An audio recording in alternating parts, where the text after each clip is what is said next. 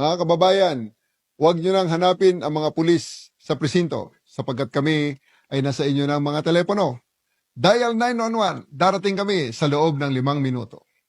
Lingkod sa bawat Pilipino at magbibigay ng tamang impormasyon para sa tahimik at maayos na Pilipinas. Police News Network, alagad ng batas, tagapagtaguyod ng balitang pulis, sandigan ng mamamayan, patnubay ng katotohanan. Kampo Krame, maghahatid ng pinakahuling kaganapan at nagbabagang balita. Ito ang PNN Police News Network. At ngayon, ang inyong mga tagapagbalita. Magandang araw, Bagong Pilipinas. Ako ang inyong alagad ng batas, tagataguyod ng Balitang Pulis. Patrolwoman Melanie Mapa, maghahatid sa inyo ng tamang balita, kwento ng pulis at serbisyo para sa mamamayan. At ito ang PNP News Online, ang pangunahing balita ng Police News Network, alagad ng batas, tagataguyod ng Balitang Pulis.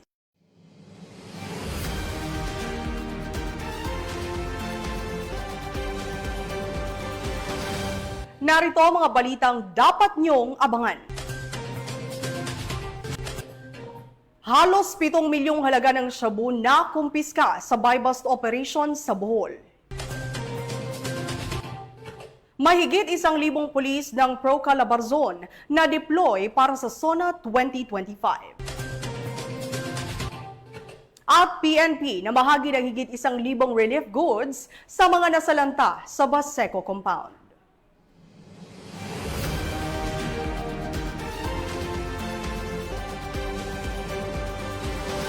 Narito ang mga balitang hatid ng ating PNN correspondents mula sa iba't ibang panig ng bansa.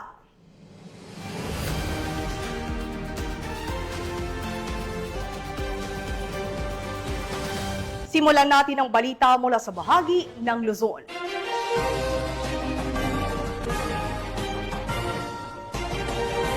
Mahigit 1,000 pulis mula sa Police Regional Office Calabarzon ang na-deploy ngayong araw bilang bahagi ng seguridad para sa ikatandong State of the Nation Address ni Pangulong Ferdinand Marcos Jr. sa Batasang Pambansa. Nakibalita dyan si Patrolman Mark Lawrence Atencio. May kabuang 1,041 na mga tauhan mula sa Police Regional Office Calabarzon ang mga na-deploy upang magbigay ng seguridad at suporta sa State of Nation Address o SONA 2025 ng Pangulong Ferdinand Marcos Jr.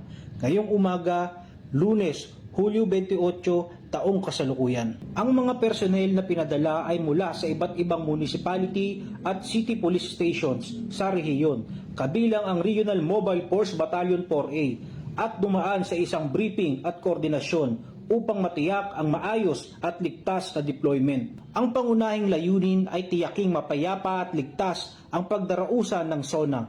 Makakaasa ang publiko na ang PNP, lalo na ang Pro Calabarzon, ay handang umalalay sa ating kapulisan sa National Capital Region at tumugon sa anumang banta o aberya sa kaganapan. Dagdag pa rito, tinitiyak ng pamunuan na ang mga tropa ay nakaalerto, disiplinado at mahigpit na sumusunod sa mga umiiral na operational guidelines, partikular sa pagharap sa mga kilos protesta at mga posibleng contingency situations. Mula dito sa Calabarzon, ako ang inyong Police News Network Correspondent, Patrolman Mark Lawrence Atencio. Alagad ng batas, tagataguyod ng balitang pulis. Maraming salamat, Patrolman Atencio. Samantala, bilang bahagi ng kanilang patuloy na pagtugon at serbisyo sa mamamayan, nanguna ang kapulisan ng Pangasinan sa pag-repack ng relief goods para sa mga pamilyang nasalanta ng bagyong Emong at Habagat. Magbabalita dyan si Police Corporal Joanna Marie de los Santos. Nagpakita ng tunay na diwa ng bayanihan ang Pangasinan Police Provincial Office nito lamang Sabado sa pamamagitan ng aktibong pakikilahok sa relief repacking activity na isinagawa sa Pangasinan Development and Training Center, Pangasinan TPO. Ang nasabing aktibidad ay bahagi ng inisyatibo ng pamahalaang panlalawigan upang agad na makapaghatid ng tulong sa mga pamilyang naapektuhan ng kalamidad. Ang mga relief goods ay inihanda bilang humanitarian response at recovery program sa lalawigan. Tunay na isinasabuhay sa gawaing ito ang pagkakaisa at di natitinag na espiritu ng bayanihan ng iba't ibang institusyon sa Pangasinan, na sama-samang nagsisikap na makapaghatid ng mabilis at may malasakit na tulong sa mga nangangailangan.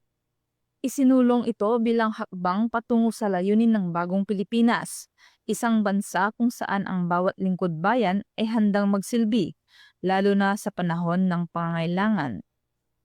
Mula dito sa Ilocos Region, ako ang inyong PNN correspondent, Police Corporal Joanna Marie Angelo Santos, alagad ng batas, tagataguyod ng balitang pulis. Maraming salamat, Corporal De Los Santos.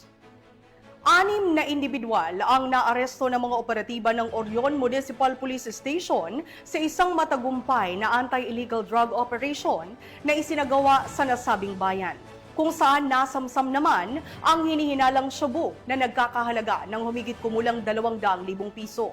Patrolwoman Lixen Ray Soweran sa report.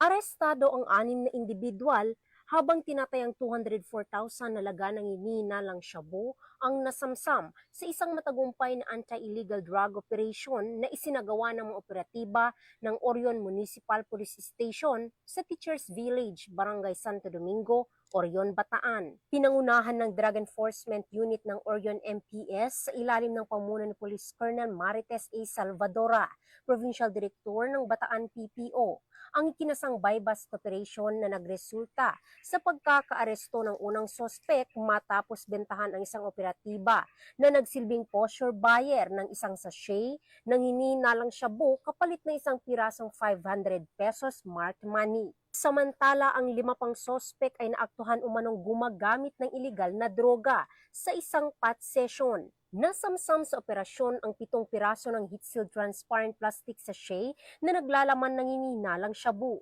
5 pirasong aluminum foil na may bakas ng shabu, 5 toother, lighter, at 1 pang piraso ng heat-sealed transparent plastic sachet na may bakas na shabu. Kasalukuyang nasa kustodiya ng Orion MPS ang mga inarestong sospek, habang inihanda ang pagsasampa ng kaukulang kaso laban sa kanila sa paglabag sa Republic Act 9165 o ang Comprehensive Dangerous Drugs Act of 2002.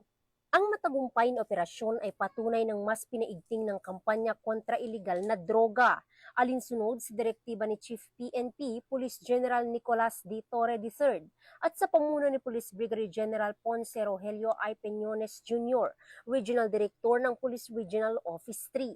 Patuloy ang determinasyon ng kapulisan sa pagbibigay ng ligtas at drug-free na komunidad para sa bawat mamamayan ng Bataan at buong Gitnang Luzon. Mula dito sa Gitnang Luzon, ako ang inyong PNN correspondent, Patrolwoman Lixen Reyes A. Saweran, alagad ng batas, tagataguyod ng Balitang Pulis.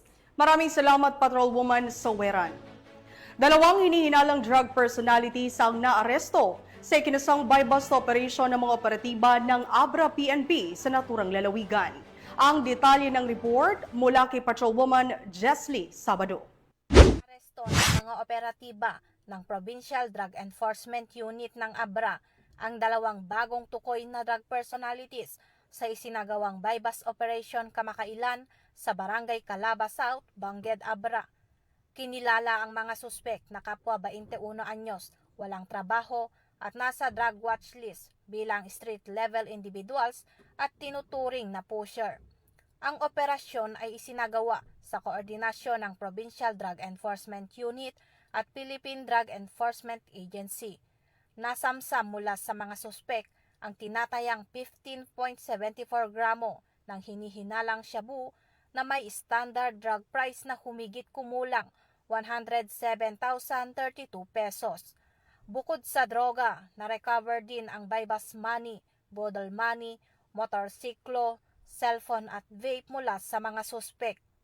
Isinagawa ang inventaryo ng mga ebidensya sa presensya ng mga suspek, isang barangay kagawad at isang media representative mula sa radyo natin Bangged. Dinala sa PDEO office ang mga suspek at mga ebidensya para sa dokumentasyon at pagsasampa ng kaso sa ilalim ng RA 9165 o Batas Laban sa Ipinagbabawal na Gamot. Mula dito sa Baguio City, ako yung PNN correspondent, Patrolwoman Jesly Sabado, alagad ng batas, tagataguyod ng Balitang Pulis. Maraming salamat, Patrolwoman Sabado. At bilang tugon sa epekto ng sunod-sunod na masamang panahon, isinagawa ng Philippine National Police sa pamumuno ni Chief PNP Police General Nicolas D. Torre III ang pamamahagi ng mga relief goods sa Barangay 649 Baseco Compound, Tondo, Maynila. Yan ang balitang hatid ni Patrolwoman Maria Sara Bernales.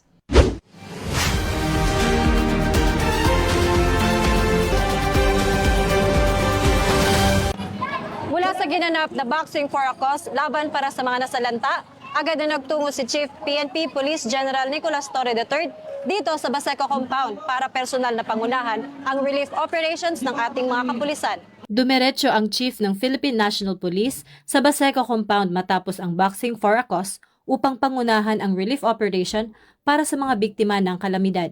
Bagamat hindi natuloy ang inaabangang laban sa boxing event, sinigurado naman ni Police General Torre na may pagpapatuloy ang adhikain nitong makapagbigay tulong sa mga nangangailangan. Sa Baseco, daang-daang residente ang tumanggap ng food packs at iba pang pangunahing pangangailangan mula sa PNP. Kasama ang ilang police personnel at community volunteers, sinigurado ng pamunuan ng PNP na makakarating ang ayuda sa mga higit na nangangailangan. Sa binigay po ngayong relief operation ng ating pong kapulisan sa pamumuno ni General Nicolas Torre III, sa pamunuan po ng barangay at sa aking barangay, kami po ay lubusang nagpapasalamat sa inyo, sa inyong tulong na ibinigay at sana hindi po ito yung huli na kayo po ay pumunta sa aming lugar. Baka pwedeng mabisita nyo naman kami minsan uli para makapagbigay uli-muli ng tulong sa aming barangay. Maraming salamat po sa bigay niya sa kuna ngayon namin. Maraming salamat po sa PNP sa tulong na binigay sa amin, sa mga binaha po. Yun lang po, maraming salamat. Ang relief operation sa Baseco ay bahagi ng mas pinalawak na pagtugon ng PNP sa mga lugar na labis na naapektuhan ng kamakailang mga kalamidad bilang bahagi ng kanilang misyon ng serbisyong may malasakit. Mula rito sa Baseco Compound, Manila, ako ang inyong Police News Network correspondent, Patrolwoman Bernales. Alagad ng batas, tagataguyod ng Balitang Pulis.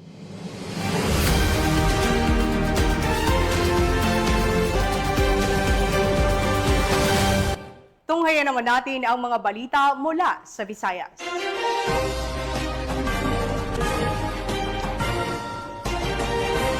Umabot sa halos 7 milyong pisong halaga ng hinihinalang shabu na nakumpiska sa isang matagumpay na buy-bust operation na ikinasa ng mga otoridad sa lalawigan ng Bohol.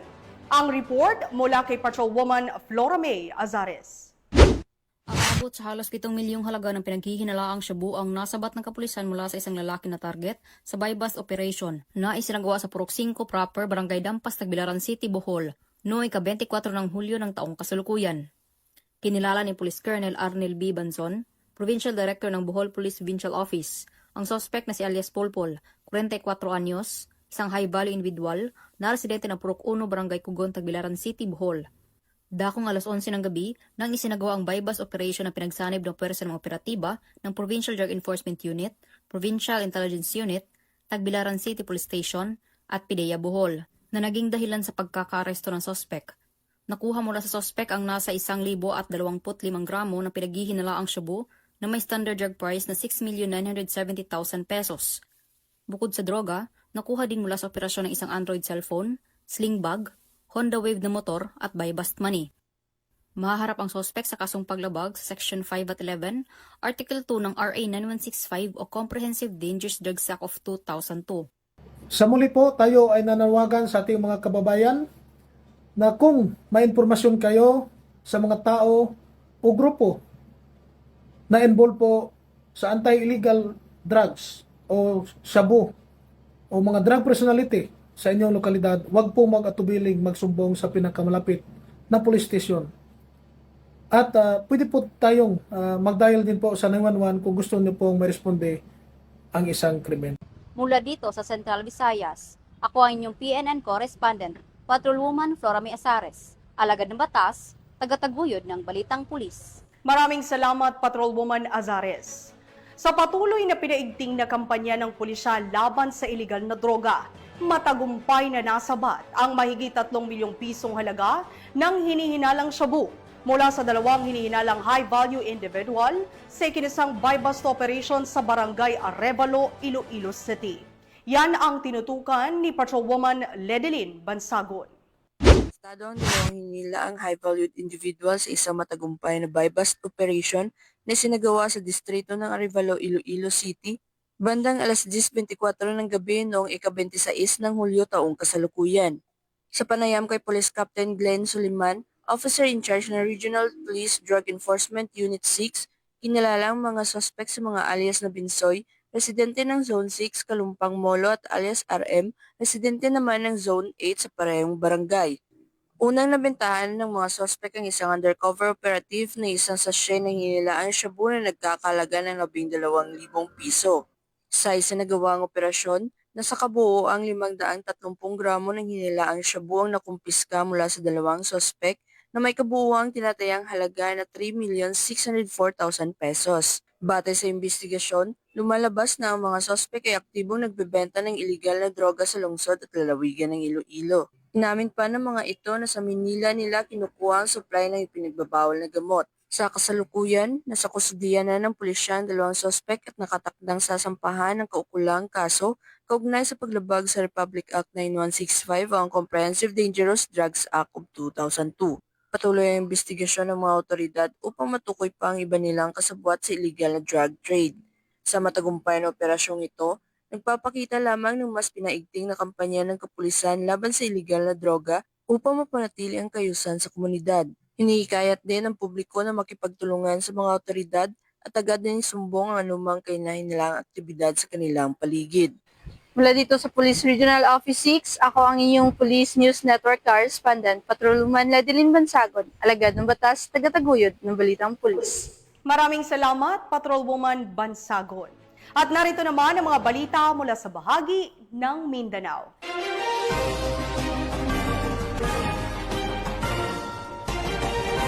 Timbog ang isang hinihinalang drug suspect sa ikinasang buy-bust operation ng mga operatiba ng Valencia City Police sa Bukidnon. Alamin ang buong detalye ng balita mula kay Patrolwoman Risa Sahonia.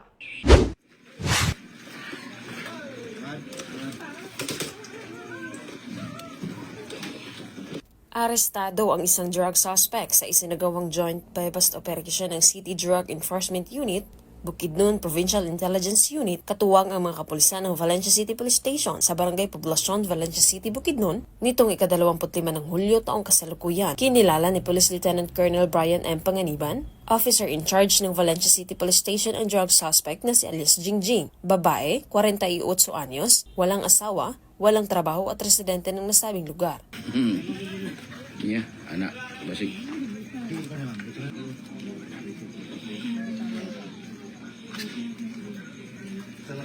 Sa ikinasang joint buy-bust operation ng mga operatiba bandang 1:00 ng madaling araw, ay nagresulta sa pagkakakumpiska ng mga pakete ng hinihinalang shabu na may standard drug price na 40,200 pesos, isang cellphone at isang 500 peso bill na ginamit bilang buy-bust money at iba pang mga non-drug items. Ang suspect ay nahaharap sa kasong paglabag sa RA 9165 o Comprehensive Dangerous Drugs Act of 2002. Mula dito sa Northern Mindanao, ako ang inyong Police News Network correspondent, Patrolwoman Risa Sahonia, alagad ng batas, tagataguyod ng Balitang Pulis. Maraming salamat, Patrolwoman Sahonia.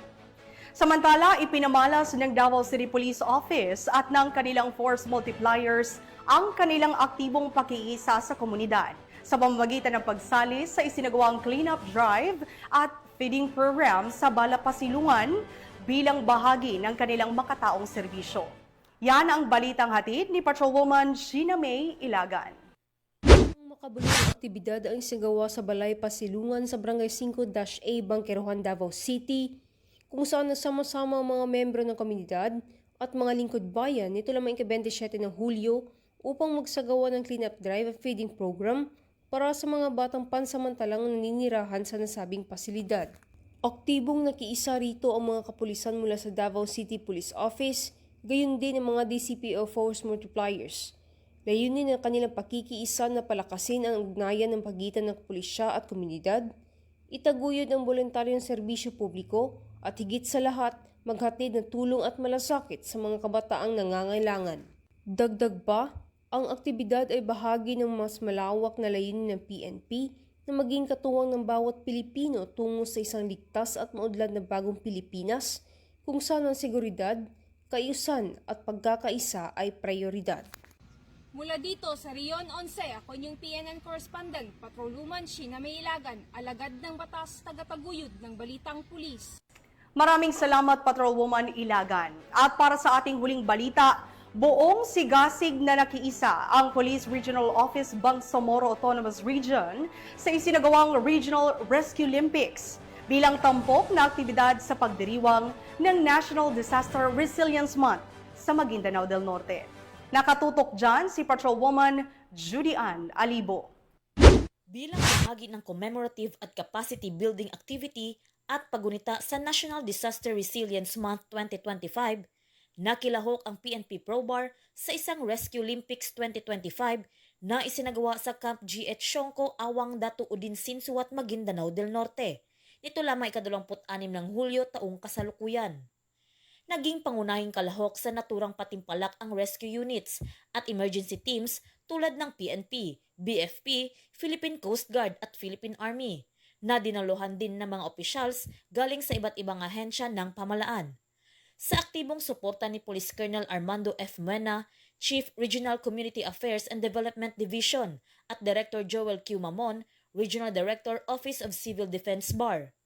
Ang Rescue Olympics ay isang paligsahan para sa mga first responders upang paunlarin ang kanilang kakayahan sa search, rescue at disaster response.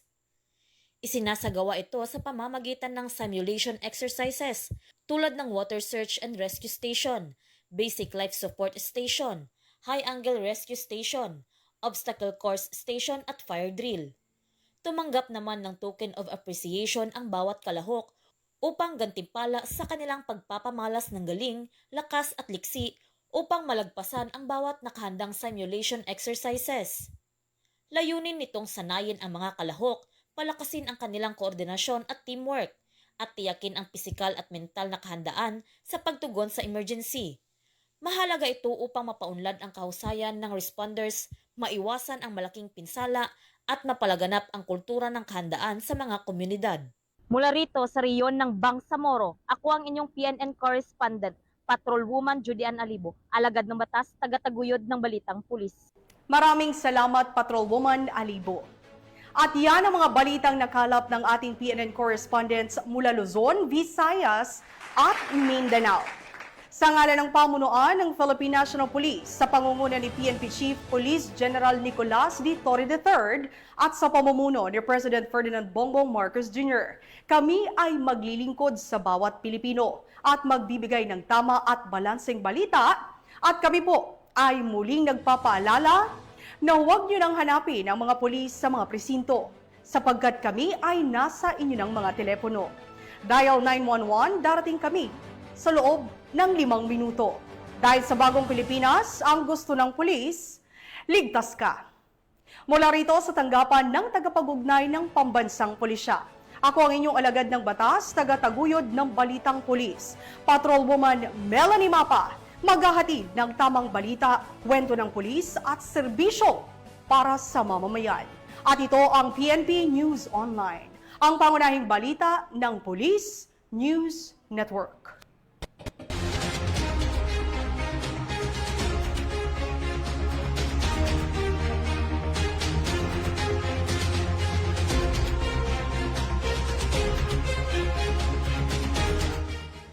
Police News Network, alagad ng batas, tagapagtaguyod ng balitang pulis.